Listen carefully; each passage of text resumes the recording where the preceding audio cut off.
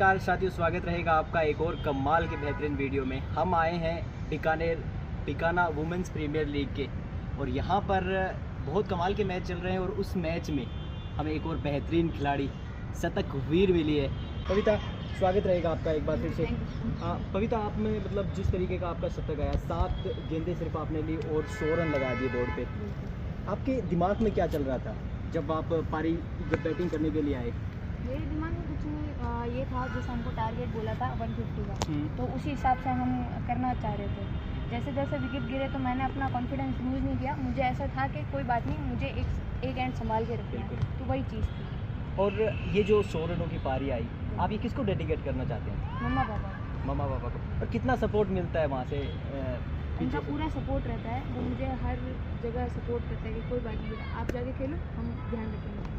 और जैसे ही आप बाहर आए, मैं आपसे मिला और आप जल्दी से सभी से दूर होके सीधा एक फ़ोन मिलाया। वो किसको फ़ोन मिलाया था? मम्मा को। अरे क्या बात है, कमाल। फिर क्या बोला मम्मा ने?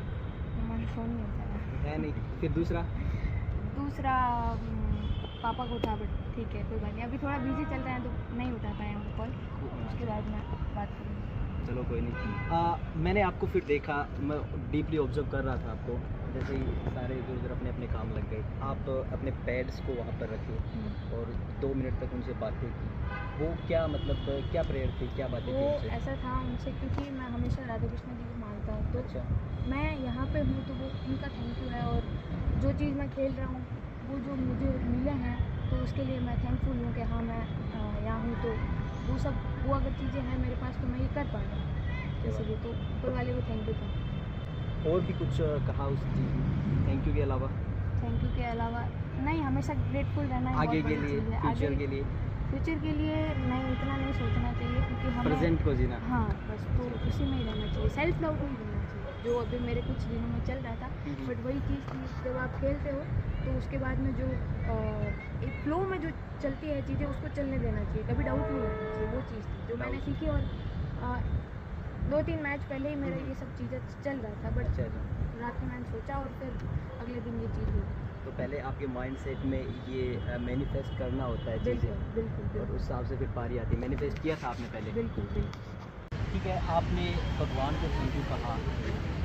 थोड़ी सी बात करते हैं हम आपकी बैटिंग के बारे में। जो 100 रन आए आपके साथ, आपको ये कौन से ओवर में, या ये कब लगा कि आज शतक आने वाला है? जब वैसे तो मैंने पहले से मैनिफेस्ट किया था कि मैं ऐसा खेलना है, और फिर जब लास्ट की 30 बॉलें बची थी और 70 पे जब खेल रहा था, तब नहीं, लास्ट की 12 बॉलें बची थी और 70 पे था तब मुझे था कि नहीं, बन सकता है। आंकड़े मेरे को याद है, मैं आपको बताऊं। आपको 78 रन थे आपके जब 17 ओवर खत्म हो गए। पहला चौका, फिर छक्का, फिर मतलब ऐसे चलता गया। 1-2 आया, और फिर मतलब 5 बाउंड्री आई है, 1-2 आया है, 24 रन आए। ये ऐसा लग रहा था कि जैसे कोई रन चेज कर रहे हैं आप, मतलब शतक की तरफ जा रहे थे और रन चेज, ये मतलब माइंड में हो गया था आज तो लगाना ही है, आज ही आगे। तो वो मतलब वो गेंदों को कैसे पिक किया आपने लास्ट ओवर? बस यही सोचा था कि है ना, जो बॉल मिलेगी उसमें कन्वर्ट करवाना है, मेरे को बाउंड्री कन्वर्ट करनी है किसी भी हालत में, चाहे मैं कैसे भी करूँ। बाउंड्री का एकदम पूरा मन बना लिया था। और एक चीज़ और बताओ, आप राजस्थान में कहाँ से आते हैं? जोधपुर से। जोधपुर से आते हैं। अच्छा, अभी आप कहाँ ट्रेनिंग ले रही हैं यहाँ पे? Spartan cricket academy. और आपने क्या क्या खेल लिया? अभी ऑल इंडिया यूनिवर्सिटी खेल रहे हैं। स्पार्टन अकेडमी वही है जहाँ रवि बिश्नोई? बिल्कुल बिल्कुल। तो उनसे सीखने को मिलता है आपको? बिल्कुल, वो आते हैं, हमको सिखाते हैं, और हम उनके साथ ही खेलते हैं, तो हमको बहुत अच्छा लगता है। और मेरे लिए प्राउड की बात है कि मैं वहाँ से खेल रहा हूँ, उनको ऐसे रिप्रेजेंट करता हूँ, वो चीज़। एक और चीज़ बताओ मेरे को, आप सिर्फ बैटिंग करते हो, बैटिंग फोकस है, या और गेंदबाजी? Keeper batsman. कीपर बैट्समैन हो? बिल्कुल। सब कमाल की बात है। तो फिर आइडियल कौन है आपका? शुभमन गिल। शुभम गिल। वाह, नई न्यू जनरेशन को आप फॉलो कर रहे हैं, बढ़िया बात है। और रवि भैया से आपकी मुलाकात होती है, रहती है। और क्या कोई दर्शकों को जो बढ़िया पारी के लिए कुछ कहना चाहेंगे कि और बढ़िया प्लेयर्स को जहाँ से बढ़िया खेला जा सकता है? मतलब वही है, जब तक आप खुद पे ट्रस्ट रखोगे तब तक आप सारी चीज़ें अचीव कर लोगे। खुद पे डाउट करोगे तो फिर कुछ भी नहीं होगा। तो वही चलता है कि जब तक आप खुद करते रहो कि नहीं मैं कर सकता हूँ ये वो, तो आप सब चीज़ें कर लोगे।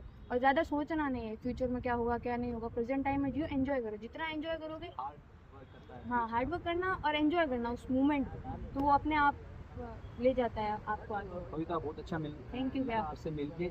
और हम ये आशा करते हैं कि आप बहुत जल्द इंडिया के लिए प्रेजेंट करें। WPL में जाइए, क्योंकि WPL आपके लिए भी बहुत बड़ा प्लेटफॉर्म है जहाँ से आपका जो रास्ता है वो इंडिया के लिए तैयार होता है। हमारी बेस्ट विशेष रहेंगी थैंक यू। और जरूर मिलते रहेंगे। अगर इंडिया खेलो तो इंटरव्यू हमारे साथ, पूरा पॉडकास्ट होना चाहिए। थैंक यू, जय हिंद।